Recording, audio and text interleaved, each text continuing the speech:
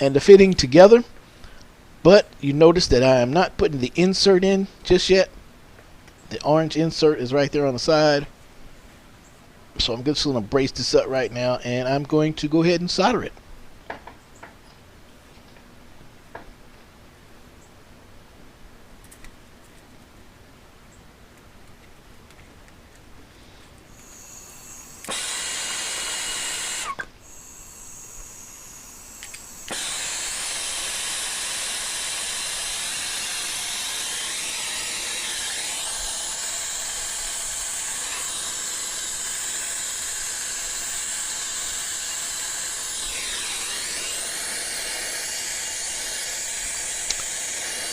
And if you're interested in learning how to solder copper pipe, I do have plenty of videos out there on how to solder copper pipe.